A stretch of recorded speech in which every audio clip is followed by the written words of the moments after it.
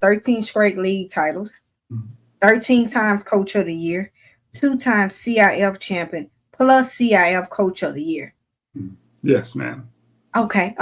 Then inducted into the school's Hall of Fame as the all-time winningest coach. Yes, ma'am. It's Come on. it's been a blessing. And I'm so excited because this next guest guy coming up is he's phenomenal. To me, he's phenomenal. He got so much skin in the game over 25 plus years.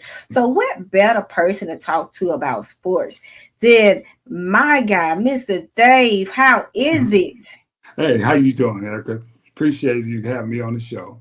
Yes. As you guys know, as always, I get excited, especially when we're able to celebrate and connect with our men on here and doing different things. And as you've seen, I got a whole like line of sheet about him. But instead, I'm gonna allow you to just introduce yourself to the people so they can know who you are and a little bit of your background. And we're gonna get it from there. All right, thank you.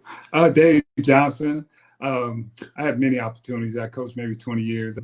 I was assistant at Pepperdine University, assistant at Cal State San Bernardino. I was a head coach at Langston University with the women's program.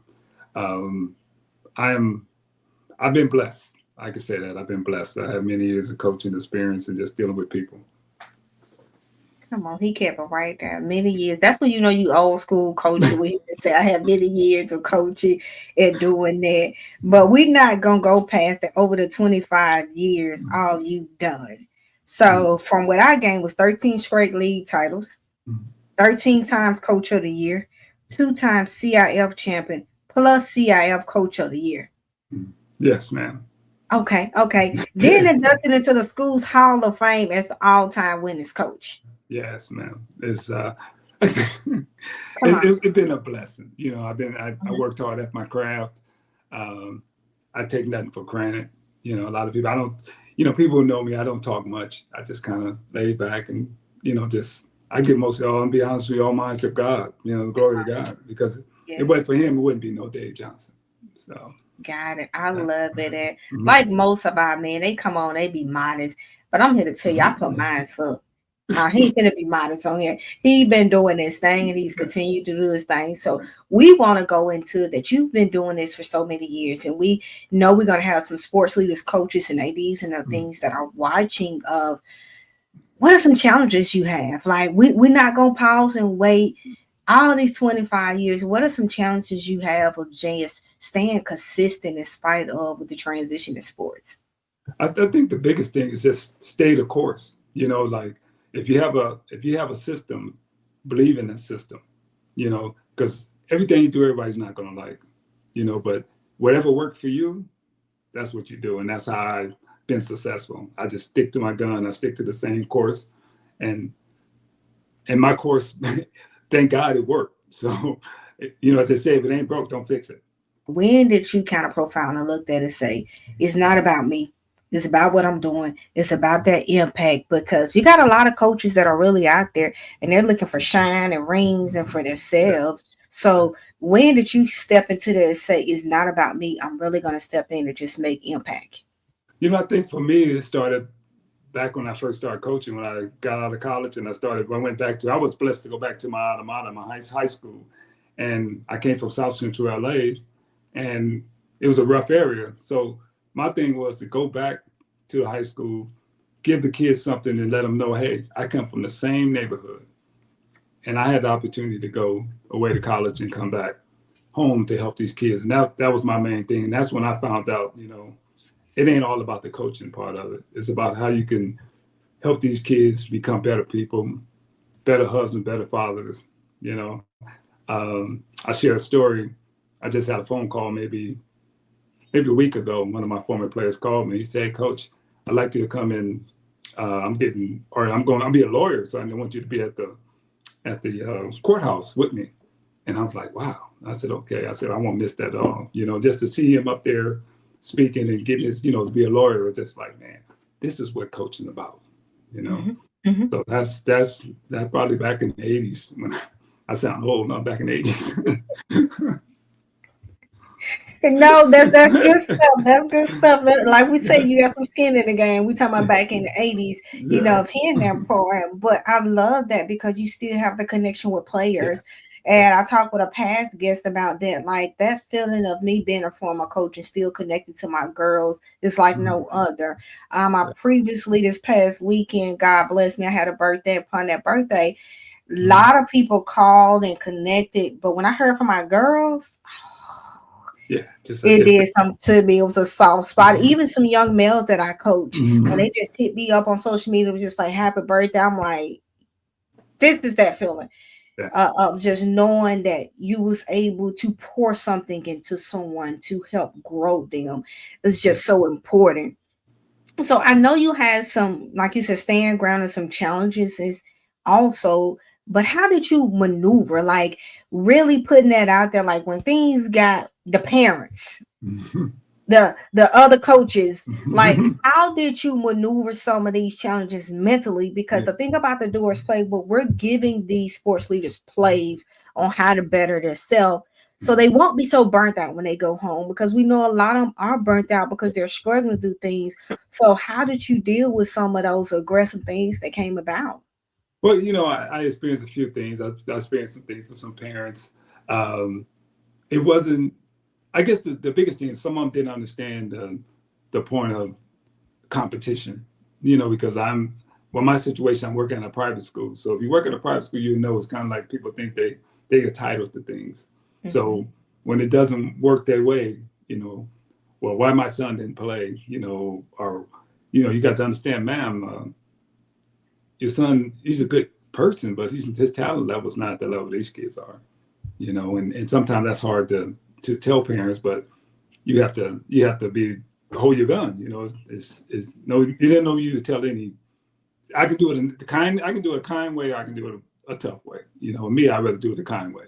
You know, um, for as coaches, I experienced and one of I tell you, one of my things, one of my younger players, one of my players told me, said, Coach, why a lot of guys kind of went behind your back and tried to stab you behind your back. And I said, I did not say that. Well, tell me why. He said, you made it look too easy, Coach. You made it Mm. look too easy. I said, they thought that they can do the same thing you could do. So anyway, they can figure out how they can squeeze you out the game. That's what they tried. But I've been doing this stuff too long, so I already seen the angle moving, how they were moving. Mhm. So Mhm. I addressed it. But it's just a point for coaches. Don't get erratic. Stay porous. You know, and let God take care of all the rest. You know? I love it because in this culture and just in the society that we're living in, we need people that are working together. We don't need people against each other. And we see it now, but for you to say 80s, 80 in the 80s, and you're doing it, that it was already happening then too. But understanding that people, excuse me, looked at it as, oh, this easy, anybody can do it.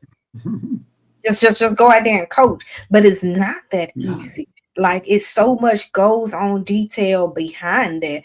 So emotionally and mentally, what was going on for you to continue to do this in spite of knowing people was behind your back?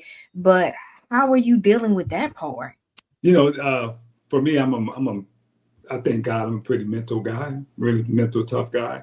Um, and for me, I prayed on it, and what I did, I kind of kept people from a distance. I did share much, but I knew they was there, so I never gave them enough time to even think about anything else. But for coaches, I think the biggest thing is just like some coaches, they'll bite it like right now, boom, you get out of here. I don't want you to be around me. You know, in my case, I kind of stuck around because they always say keep your enemies close. So I kept them close enough. And then when I decided to step down, I stepped down, on my terms. It wasn't on theirs, you know. Right. That keep them close. I Yeah. I love it because Mhm. just an area when I coach and I was coaching with some people that I definitely did not want to it got to a cycle that I didn't want to coach with Mhm. anymore, but it was the point that I had to finish the race that I started Yeah. because the race that I started and the journey was for the kids, not for them. Mhm. So it did take a lot of prayer, meditation, and all that to get through. But Yes. I did say, okay, enough is enough. And so when did you know it's time for me to stop and I need to reset? Like, what did you go through? Because it's a lot of coaches, like you said, 20 plus years that are 20 plus years or more that are still in this. And they really need to say, okay, it's time to let go. So Right. when did you say that it was just enough is It was enough? time. You know, for me, I was blessed. Like I said, I won a CIF title. I was back-to-back coach of the year in the CIF, and that's hard to do. And then I won 13 league championships in a row. And it was at a point where I was nonstop for 15, 16 years, like nonstop. And I got to a point where it's like, you know what? I need a break just to rewind and and after that situation I went through, it was like the perfect time to do it. Just like, okay, boom, I'm good. I could just go to work, teach, come on home, and that was the best thing that happened to me. Now I got the itch to get back in the game, so. And I like that you said that you knew that it was time, Mm-hmm. but also you needed it as well, because hey, look at my finger, look at the rings. I'm MJ, I ain't got all of it. So it was time for that. But before that, like, can you just be honest and say, were there times when you were just really burnt out and you showed up for the team, but didn't show up for yourself mentally, emotionally, and physically? You was burnt out because, again, we're honing in on these sports leaders that are scared to talk about these things and don't want to admit to it. But was it times where you was just, was done? Oh yeah, it was definitely, I say a couple of years ago, I got to a point I was like, I'm done, and then, I had committed to those kids, and I'm like, man, I just can't leave them now, because it's in them about to start season, and I'm just like, I'm burnt out, and I really was. And then it got to a point where I had to understand, well, it's not about me, it's about these kids too, So now if I'm teaching them that, oh, you just quit, I'm not teaching them anything, So I was at a point where I was burnt. I'll tell you a story. I went to the locker room.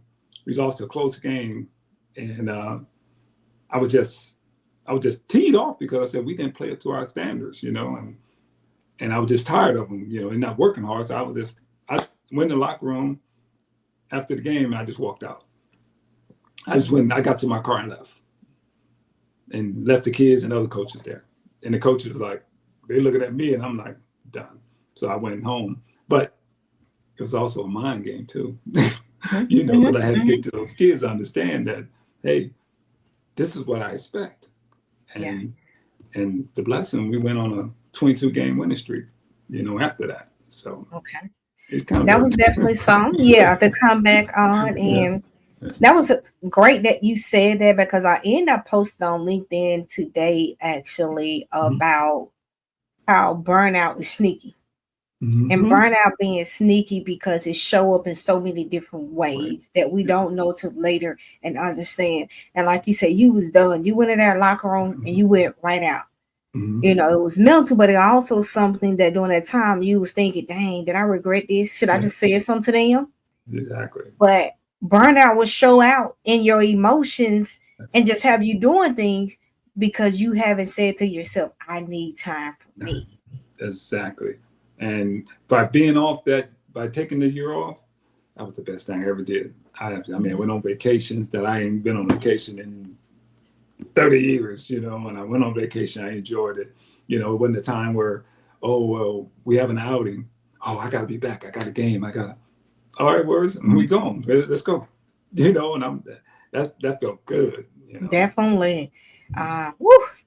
I stopped coaching. I was like, this is life. What have I been doing all my life? On that part, it was like, dang it. Yes. Talking about it was just the relaxation of being able to be free and have that time. So what can you tell to sports leaders, like what are some things that they can do to relax and not allow their burnout to build up? And that's coaches, ADs, and also some of the athletes too, of what can they do to not allow that stuff to build up on them?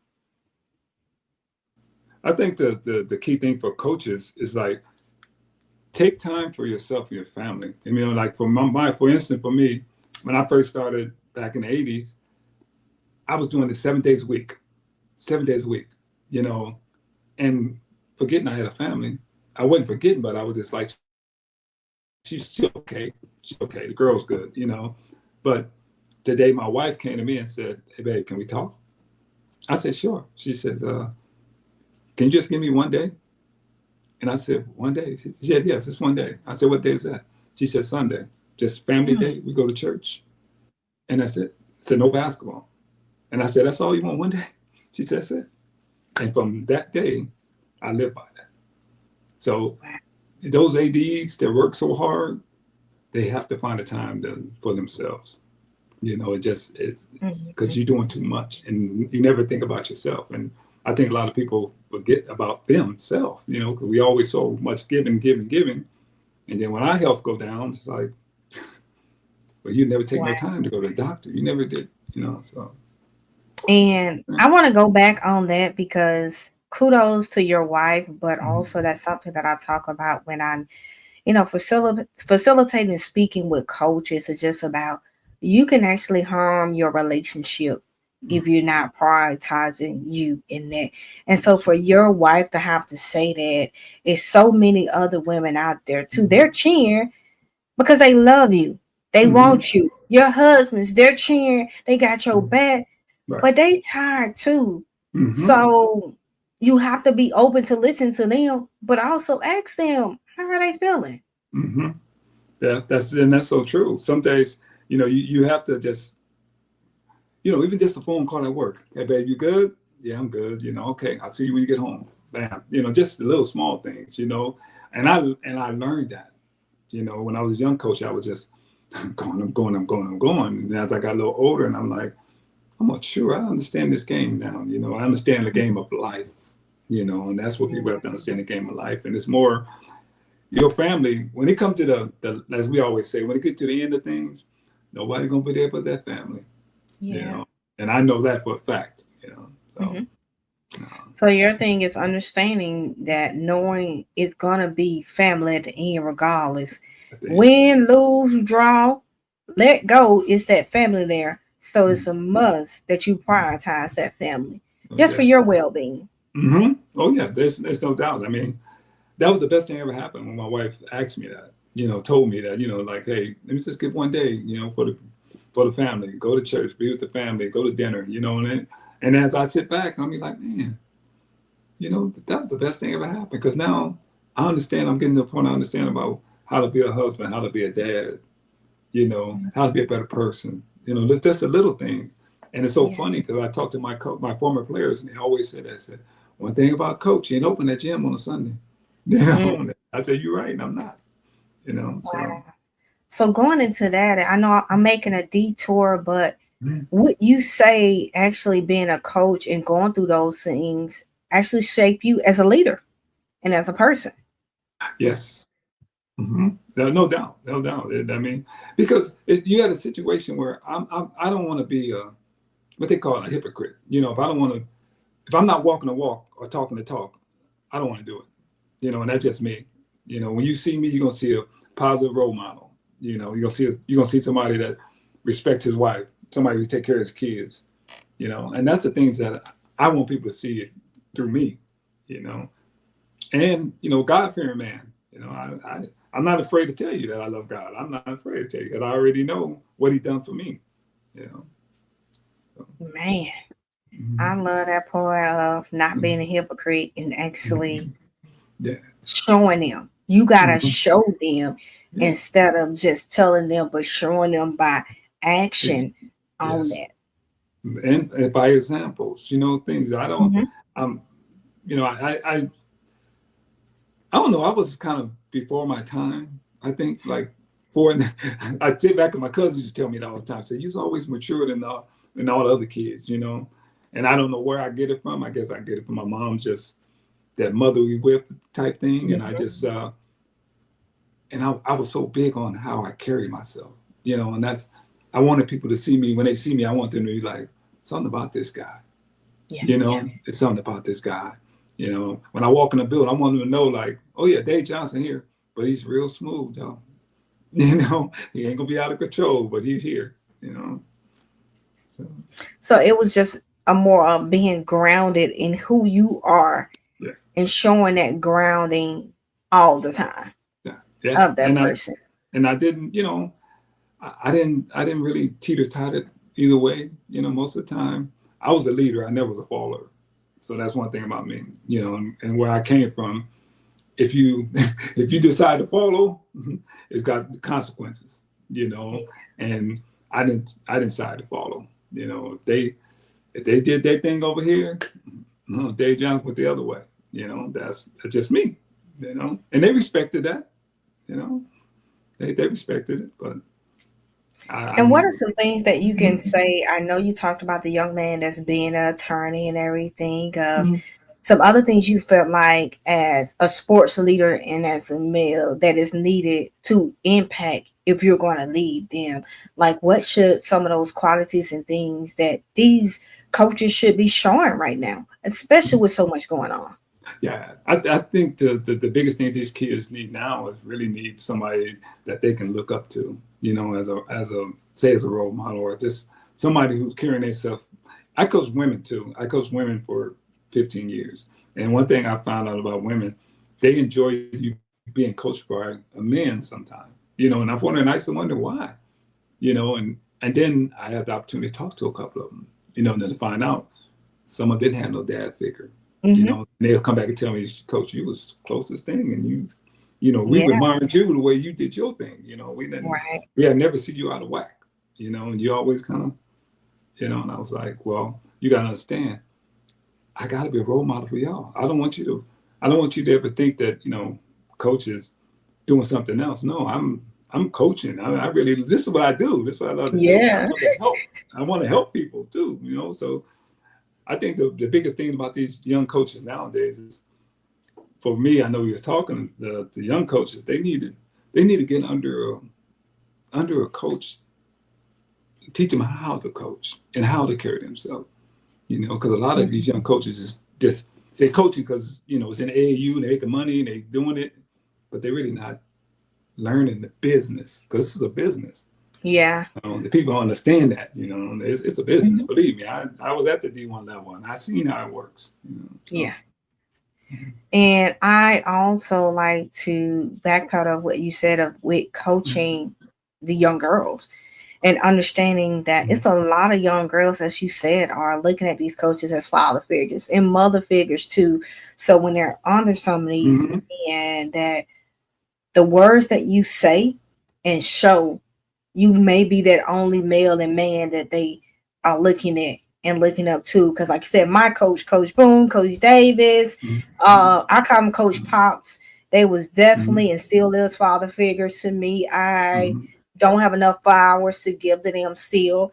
I always tell my coach, Coach Boone, and I always tell him this, that, and I get emotional sometimes. Like, if I can be half of the coach, that was my thing when I coached, that he was to me. Right. Then I'll be good. A lot of people didn't like when they was like, he was this, but they pushed me. My 8th grade coach, 7th grade coach, Coach Davis, he pushed my tail because they seen so much more in me. That's right. I think then a woman did, being a man and feeling their father figure role, they pushed me, and I didn't see it now, but now I'm like, oh, that's why y'all did this. But I'm so thankful for those men. I'm still connected. They call me now and say, I need you to do something. I'm there and I'm going to do it. Yeah. I've been, excuse me, I've been so blessed, when it come down to good role models, good coaches, because my good coaches started back when I was 3rd grade, and I played with this one guy all the way to 9th grade. Then my junior high school coaches was ex-NBA players and college champions. And so I was getting the fundamentals, but I was getting the discipline, and then when I went to high school, it was kind of like when I met my high school coach, I never forget the story. He was yelling. yelling, and I just looked at him and said, "Yes, sir." He gave me a look. He like, because I'm in the neighborhood, like he like, where, who you play for, And then I told him the coach that I play for. He said, "Oh, I ain't had no problem on you." I said, "No, sir, you'll never have a problem on me," Yeah. But man, that is powerful to say. Like he said, "Who you play for, I never have a problem," because as a coach, as a leader, you want your people be able to follow you. Yes. They should be following behind, even when you ain't around. They should be able to say, "That's that person," or "That's that he's up on her, she's up on him." I know they gotta act, and that goes back to the old school. Like my grandparents and all of them used to say that everybody in the neighborhood know. If you was Mickey, them granddaughter stuff, you act a certain way because you present yourself a certain way. But when you're a leader, the expectation is your flock should be following you, or you're doing some type of leadership wrong. That's right. That's so true. And be at the high school when I was coaching at the high school all those years, and we have our staff meetings, right? And everybody up talking, and I raised my hand, and I stood up and I said, "Hey, some of you new teachers, some of the old teachers, if you have any problems on any basketball players, please just send them over to me, and I'll take care of it." And the dean got up. He said, "Believe me, all you have to do, send them over. Send them over." Said, and my kids never had a problem, 3.6, GPA agreed, as a team, and because they know I'm like, you can go home. I don't need you, because if you don't do it in the classroom, what do you think you're gonna do it out here on the court? That's not gonna work. It don't add up. Man, just showing of leadership is just so powerful, and making sure that they don't just get the fundamentals inside the court, but they was getting the fundamentals outside of the court as well. And you guys know we try to make sure our guests come back on here, and we already ran up on almost time flies on 30 minutes that we're coming up on, and we can talk more and more with Mr. David just about his legacy, the things that he's going to continue to do. And as you said, that you're looking forward to get back into coaching now.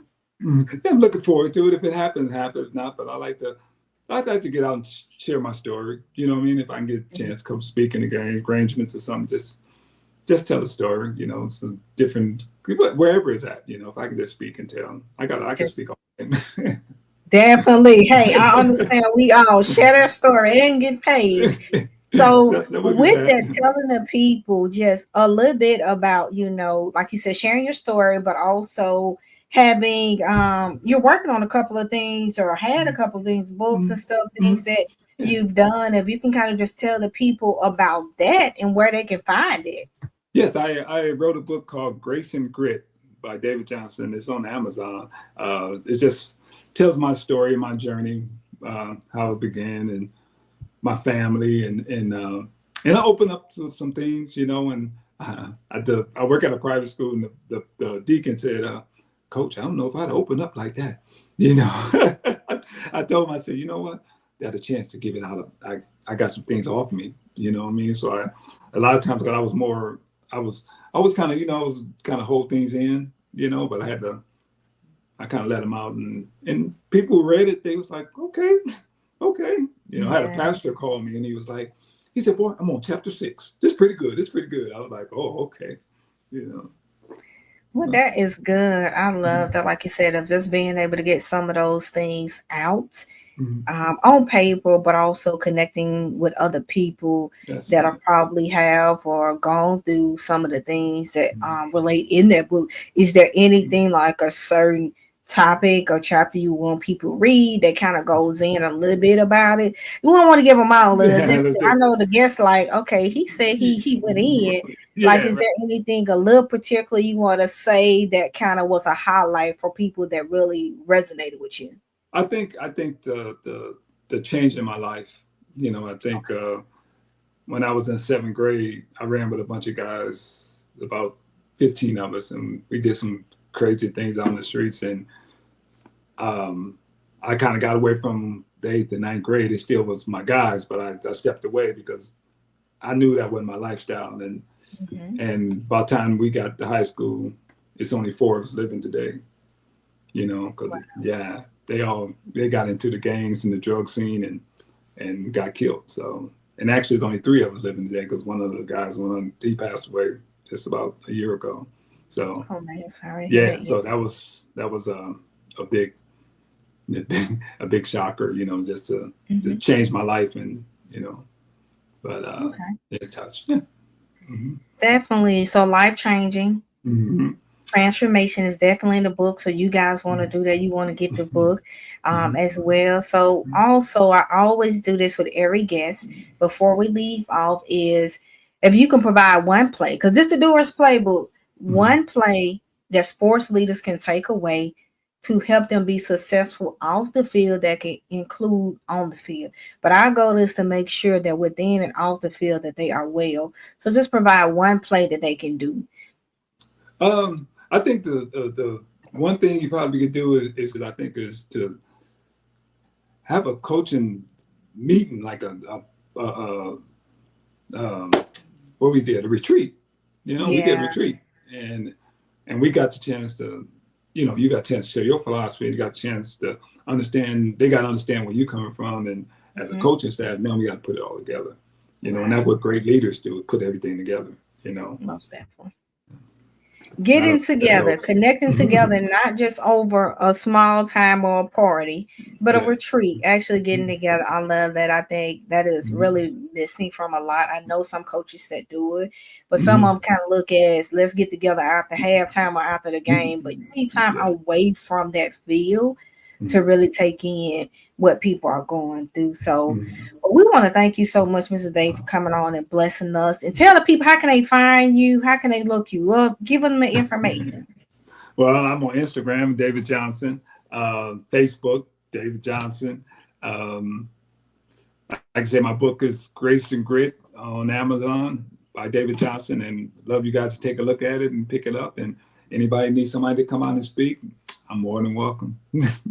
He got the book and he is ready. I'm sure it's so much more that only a little time that we had to dive in, you guys, but please connect with him. Great individual. I'm so glad that I'm connected with you because I know I'm going to continue to grow from the wisdom and the information that you have as a coach. But as always, you guys, y'all know what it is. It's Talkers version Doers with the Doers Playbook. And as always, I say, don't just talk about change. Be a doer the change that you want to see. So anything in life that you want to do, go do it. You already got it in you. I'll see you guys on the next one.